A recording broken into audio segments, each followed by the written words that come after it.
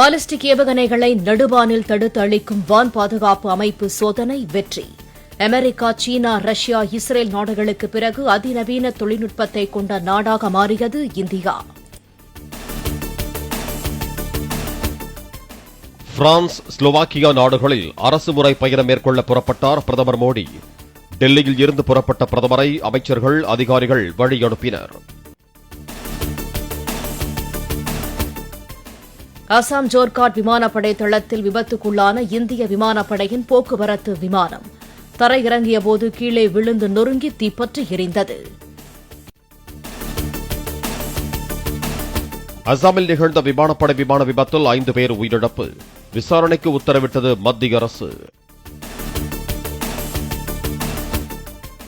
அதிமுக சென்னை மாவட்ட செயலாளர் பாலகங்கா, பச்சைமால், முன்னாள் எம்எல்ஏ விஜயதாரணி உள்ளிட்டோர் தாவேகாவில் இணைந்தனர்.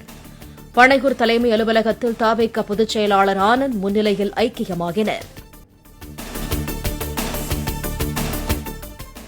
தாவேகாவில் இணைய காலை 9 மணிக்கு பனையூர் அலுவலகம் முன்பு வந்து காத்திருந்த அதிமுக, அமமுக நிர்வாகிகள் நண்பகல் 12 மணிக்கு பிறகு அமைச்சர்கள் புசி ஆனந்த், ஆதவ் அர்ஜுனா வந்த பிறகு இணைப்பு நிகழ்ச்சி.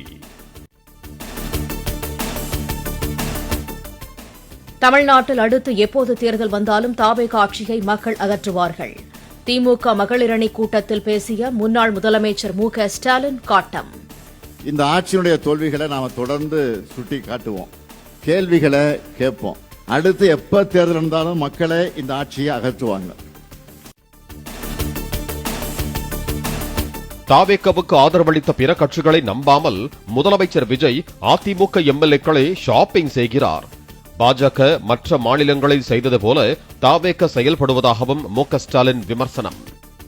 இப்ப நம்ம முதலமைச்சர் என்ன செய்யறாரு தெரியுமா? அதிமுக எம்எல்ஏக்களை ஷாப்பிங் பண்ணிட்டு இருக்கிறாரு. பாஜக மற்ற மாநிலங்களில் பண்றதே இங்க முதலமைச்சர் விஜய் அவர்கள் செஞ்சுட்டு இருக்காரு. அதாவது பாஜகவோட ஜெராக்ஸ் மாதிரி செயல்படுறாரு. திமுக மகளிரணி ஆலோசனைக் கூட்டத்திற்கு வந்த பொதுச் செயலாளர் துரைமுருகன் பங்கேற்காமல் திரும்பச் சென்றார். அண்ணா அறிவாலயத்தில் கட்சி சார்பில் யாரும் வரவேற்காத நிலையில் உதவியாளருடன் திரும்பினார். சென்னை அண்ணா அறிவாலயத்தில் இலவச கைக்கடிகாரத்தை வாங்க முண்டியடித்த மகளிர் அணியினர். மகளிர் அணியினருக்கான ஆலோசனைக் கூட்டத்தில் பங்கேற்றவர்களுக்கு வழங்க வைக்கப்பட்டிருந்ததை பெற போட்டா போட்டி. சென்னை, காஞ்சிபுரம் மாவட்ட அதிமுக செயலாளர்களுடன் எடப்பாடி பழனிசாமி ஆலோசனை. தேர்தல் தோல்விக்கான காரணம், கட்சிப் பணிகளை தீவிரப்படுத்துவது குறித்து முக்கிய விவாதம். இன்ஸ்டா ரீல்ஸ் மூலமாக அரசின் தவறுகளை உடனுக்குடன் மக்களிடம் கொண்டு சேர்க்க வேண்டும் என எடப்பாடி பழனிசாமி வலியுறுத்தல். தாவேகாவின் வெற்றி நிலையானது அல்ல, அடுத்து எப்போது தேர்தல் வந்தாலும் அதிமுக வெல்லும் என்றும் திட்டவட்டம். தேர்தல் தோல்விக்கான காரணம் குறித்து நிர்வாகிகளிடம் தனித்தனியே 3 மணி நேரம் கேட்டறிந்த எடப்பாடி பழனிசாமி, சமூக வலைதளங்களையும் சரிவர கையாளாததே தோல்விக்கான காரணம் என அதிமுக நிர்வாகிகள் கூறியதாக தகவல். சூப்பர் ஸ்டார் ரஜினிகாந்தின் பெயரையோ அல்லது புகைப்படத்தையோ எந்த ஒரு கட்சிக்கோ அமைப்பிற்கோ பயன்படுத்தக்கூடாது. ரசிகர்களுக்கு அகில இந்திய ரஜினிகாந்த் ரசிகர் நற்பணி மன்றம் உத்தரவு. பச்சை நிற பால் பாக்கெட் நிறுத்தப்பட்டதாகவோ குறைக்கப்பட்டதாகவோ வெளியான தகவல் உண்மையில்லை என ஆவின் நிர்வாகம் அறிவிப்பு. கிரீன் மேஜிக் பால் வழக்கம் போல எந்தவித தடங்கலும் இன்றி தொடர்ந்து விநியோகம் செய்யப்படுவதாகவும் விளக்கம். பச்சை பால் பாக்கெட் விற்பனை குறித்து ஆவின் நிர்வாகம் தவறான விளக்கத்தை அளித்திருப்பதாக அண்ணாமலை கண்டனம். விற்பனையை குறைக்கவில்லை என்றால் ஆவின் மையங்களில் முன்பு போல பச்சை நிற பால் பாக்கெட்டுகள் ஏன் கிடைக்கவில்லை என்றும் கேள்வி. மூட்டை கொள்முதல் விலையை ₹6.10 7 உயர்த்த வேண்டும். டீசல் விலை உயர்ந்து வருவதால் தமிழ்நாடு கோழிப்பண்ணையாளர்கள் சங்கம் முடிவு. கேரளாவில் நிபா வைரஸ் தொற்று ஒருவருக்கு உறுதியானதை தொடர்ந்து தமிழக எல்லைப் பகுதிகளில் கண்காணிப்பு தீவிரம். அனைத்து வாகன பயணிகளுக்கும் களியாக்கவிளை சோதனைச் சாவடியில் தீவிர மருத்துவ பரிசோதனை.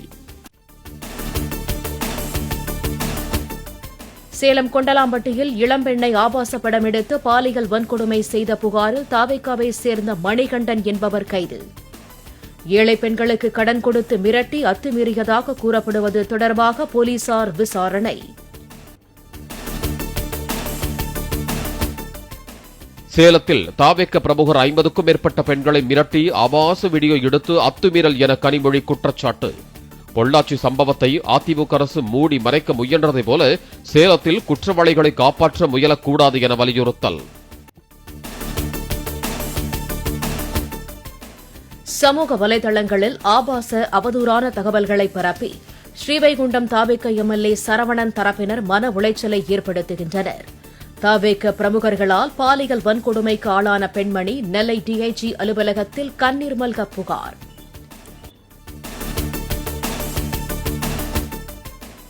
திருப்பத்தூர், வேலூர், திருவண்ணாமலை மாவட்டங்களின் ஒரே இடங்களில் அடுத்த 24 மணி நேரத்தில் கனமழை பெய்யக்கூடும். சென்னை, செங்கல்பட்டு, திருவள்ளூர், காஞ்சிபுரம், விழுப்புரம், ராணிப்பேட்டை மாவட்டங்களில் ஓரிரு இடங்களில் மிதமான மழை பெய்ய வாய்ப்பிருப்பதாக வானிலை ஆய்வு மையம் தகவல். சென்னை பெருநகர் மற்றும் புறநகர் பகுதிகளில் அடுத்த 24 மணி நேரத்தில் இடி மின்னலுடன் மிதமான அளவில் மழை பெய்ய வாய்ப்பு. வானம் ஓரளவு மேகமூட்டத்துடன் காணப்பட்டாலும் ஞாயிறன்று பகலில் 97 டிகிரி ஃபாரன்ஹீட் வெப்பம் பதிவாகக்கூடும் என வானிலை மையம் கணிப்பு. ஹார்மஸ் நீரிணையில் இந்தியாவின் 4வது சரக்கு கப்பல் தாக்கப்பட்டதாக வெளியான தகவல் தவறானது. லியாக் ஃப்ரீடம் எனும் இந்திய கப்பல் எவ்வித சேதமோ பாதிப்போ இல்லாமல் பாதுகாப்பாக உள்ளதாக அறிவிப்பு. தீவிரவாதத்தை தண்ணீர் ஊற்றி வளர்க்கும் பாகிஸ்தானுக்கு சிந்து நதிநீர் கிடைக்கக்கூடாது என்பதில் இந்தியா உறுதியாக இருக்கும். பாதுகாப்புத்துறை அமைச்சர் ராஜ்நாத் சிங் திட்டவட்டம். தெலங்கானாவில் நடைபெற்ற விமானப்படை வீரர்கள் பயிற்சி நிறைவு விழாவில் வான் சாகசத்தில் ஈடுபட்ட ஹெலிகாப்டர் படை வெண்ணிற புகையை கக்கியபடியே விண்ணில் விரைந்து ஜாலம் காட்டின. இந்திய ராணுவத்தின் தளபதியாக தீரஜ் சேத்தை நியமித்து உத்தரவிட்டது மத்திய அரசு. தற்போதைய தளபதி உபேந்திர திவேதி பணி ஓய்வு பெறுவதை அடுத்து நடவடிக்கை. நீட் தேர்வு வினாத்தாள் கசிவு பிரச்சினையை முன்னிறுத்தி நாடு தழுவிய மாணவர் மாநாட்டை நடத்த ராகுல் காந்தி திட்டம். வருகிற 17ஆம் தேதி ராஜஸ்தானின் கோட்டாவில் நடைபெறும் மாநாட்டில் பங்கேற்க உள்ளதாக காங்கிரஸ் கட்சி தகவல். இமாச்சல பிரதேசத்தில் உள்ள மண்டி குலு சாலையில் பல மணி நேரமாக நீண்ட வரிசையில் காத்திருக்கும் வாகனங்கள். கோடைவாசத்தலமான மனாலிக்கு படையெடுப்போரின் வாகனங்களால் போக்குவரத்து நெரிசல். ஹார்மஸ் நீரிணையில் ஈரானின் பல்வேறு ட்ரோன்களை வீழ்த்தியதாக அமெரிக்கா அறிவிப்பு. வணிக கப்பல்களை குறிவைத்து ஈரான் நடத்திய ட்ரோன் தாக்குதல் அடுத்தடுத்து முறியடிப்பு என்றும் தகவல். அல்பேனியாவில் பாதுகாக்கப்பட்ட கடற்கரை பகுதியில் அமெரிக்க அதிபர் டிரம்பின் மருமகன் சொகுசு ஹோட்டல் கட்ட வலுக்கிறது எதிர்ப்பு. திரானா நகரில் ஆயிரக்கணக்கான மக்கள் திரண்டு போராட்டம். உலகின் முதல் ட்ரில்லியனியர் எனும் பெரும் புகழை பெற்றார் எலான் மஸ்க். ஸ்பேஸ் எக்ஸ் நிறுவனத்தின் பங்குகளை பட்டியலிட்டதன் மூலம் சொத்து மதிப்பு 1,10,000 கோடி அமெரிக்க டாலராக உயர்ந்தது.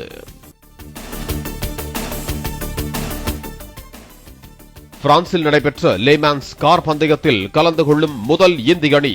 நடிகர் அஜித் குமாரின் ரேசிங் அணி புதிய சாதனை.